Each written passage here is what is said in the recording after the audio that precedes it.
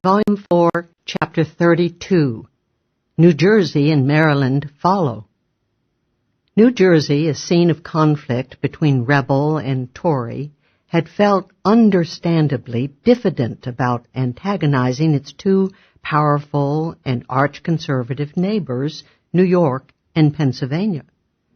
Lexington and Concord galvanized New Jersey as it did the other colonies, and a provincial convention in Trenton was formed in the spring of 1775 out of a general provincial conference of county committeemen.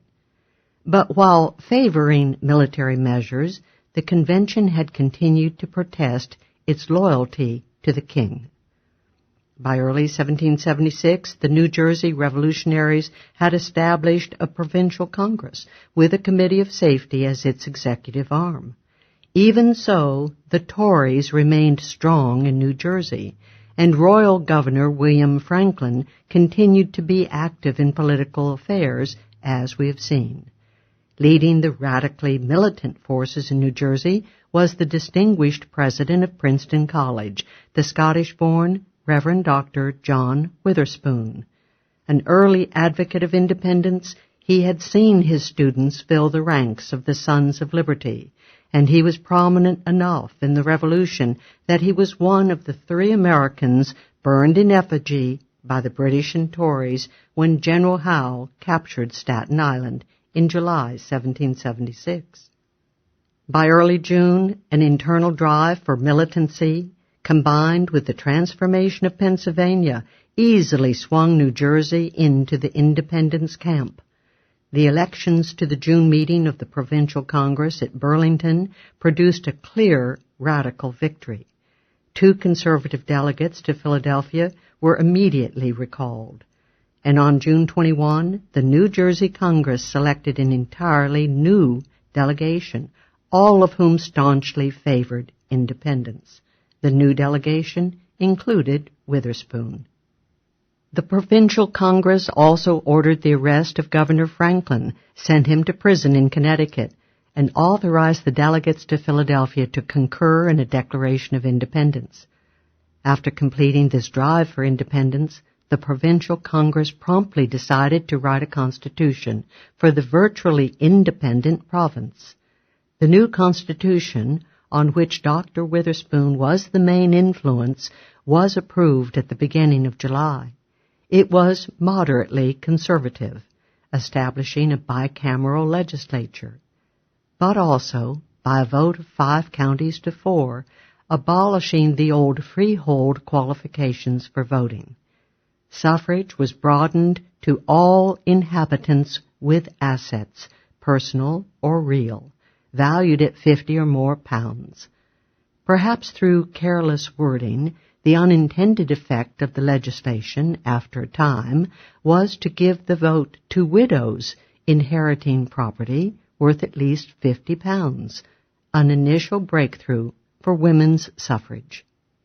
New Jersey's swift adhesion to the cause of independence left only Maryland and New York unconverted.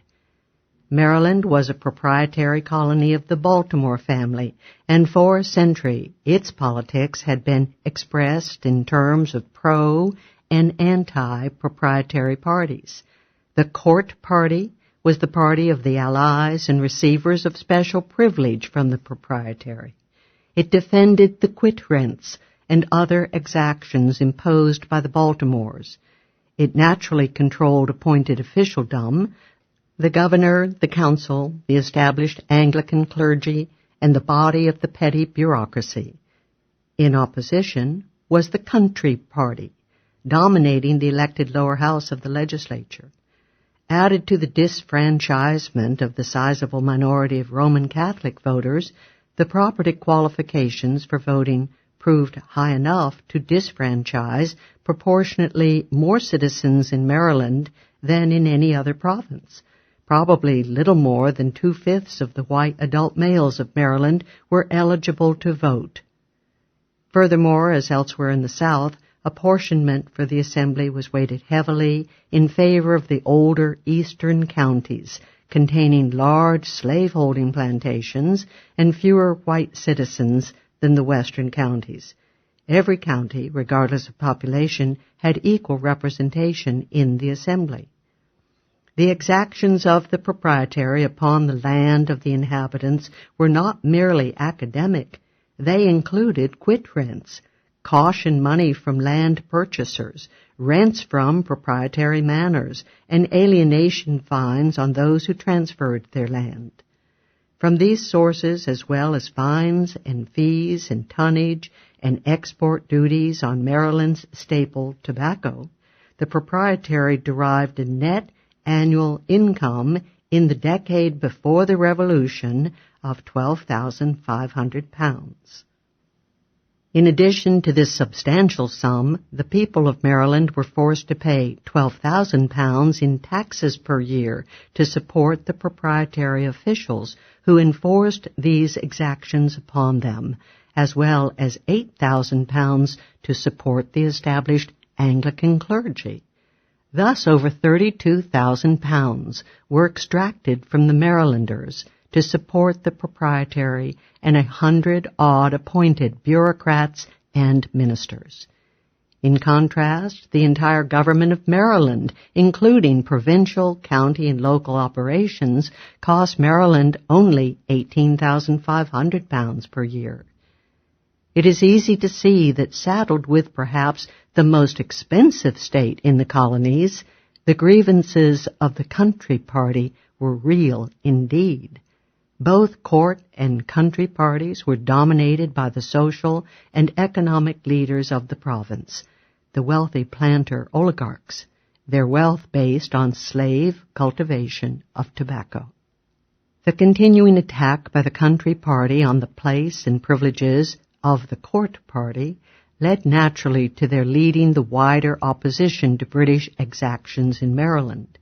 In the course of the revolutionary movement, the country party established periodic extra-legal provincial conventions with a council of safety appointed to operate in the interior. The political convention functioned as a Supreme Court and appointed county committees. No American colony labored under such tight control of a small, interlocking clique as Maryland under the country party. Virtually complete control was exercised by very few men. First and foremost was the very wealthy Matthew Tillman, head of a very prominent and powerful planter family on Maryland's eastern shore. Tillman presided over all the provincial conventions, was usually president of the Council of Safety, and later was president of Maryland's Constitutional Convention. Also prominent was Edward Lloyd, first cousin of Tillman, and an extremely wealthy member of another leading Eastern Shore family. Lloyd was one of the largest slaveholders in Maryland and one of the biggest wheat growers in all of the colonies. Another important figure in the province was Charles Carroll of Carrollton. A resident of the capital city of Annapolis, Carroll had the largest slave holdings in Maryland and was not only the wealthiest man in the province, but one of the wealthiest in America. A delegate to the Continental Congress, he achieved political prominence despite being a Roman Catholic. Almost equally important was another Charles Carroll of Annapolis, a distant relation to Carroll of Carrollton. Yet another, Charles Carroll, was the son-in-law of Carroll of Carrollton. He, too, was one of the wealthiest people in Maryland. Three prominent Annapolis lawyers, once partners, rounded out the country party leadership. William Paca, a delegate to the Continental Congress, made his fortune by marrying into the Lloyd family and became a leading planter and slaveholder. Thomas Johnson, another congressional delegate, specialized in acquiring land grants in unoccupied western Maryland. Before the Revolution, having put on enough pressure to gain himself the land, Johnson had joined with George Washington to try to persuade the Maryland and Virginia legislatures to open a vast Potomac navigation system to raise the value of their lands enormously. The third of these lawyers, Samuel Chase, was also a delegate to the Continental Congress. Under this sort of control, it is not surprising that Maryland's revolutionary movement was staunchly conservative and opposed the radical drive for independence, and, as we have seen, Robert Eden was courteously allowed to remain as nominal governor, though he retained no power. As late as May 15, 1776, the Maryland Provincial Convention reconfirmed its aim of reconciliation with Britain and its corollary, instructions to the delegates at Philadelphia. The American radicals almost despaired of Maryland, but its very tight control afforded a chance of radical change through conversion of a few of the inner circle. The break came with the ardent adoption of the independence cause by two of the top oligarchs, Samuel Chase and Charles Carroll of Carrollton. To gain sufficient support and pressure for independence, they were forced to stump the Western country, raising demands for independence among the Maryland masses, thus taking the risk of arousing domestic radicalism as well. In fact, along with a host of local committee resolutions for independence in Western Maryland, many of the local groups were stimulated to agitate for domestic reform. Committees in Western Frederick County, seeing the link between independence and domestic change, attacked the tyranny and discriminatory representation in the Assembly as part of an effort to develop political organs that would agree to independence. Military participation heightened pressure for reform, as soldiers in the fight against Britain felt with especial keenness their disfranchisement and handicaps in representation. They pressed for broadening the highly restrictive Maryland suffrage, and demands arose for allowing all adult arms-bearing taxpayers the right to vote. Clearly, mass democratic pressure was beginning to push against the tight aristocratic control of the province. Chase's campaign and Western mass pressure effected a remarkable change in Maryland's position, a shift aided by Maryland's sudden, unwelcome isolation among the colonies, and General Lee's agitation from Williamsburg. Moreover, Maryland was sternly confronted by the request of the Continental Congress for military aid, and this presented the stark choice of conforming or standing alone. Finally, on June 28, the Maryland Convention revoked its instructions against independence and authorized its delegates to join in a declaration of independence. Governor Eden was gracefully permitted to leave for Britain on a British warship. The convention also decided to draft a state constitution on August 1. Property qualifications for the Constitutional Convention were to remain the same, but representation was partially corrected by splitting Frederick County into 3 parts and adding more delegates from the major cities of Baltimore and Annapolis. Thus, by the end of June, all the colonies but one stood foursquare for independence, and almost all had either formally adopted a new government or were in the process of doing so. But one, New York, powerful and firmly in arch-conservative hands, still stood in the way of American independence.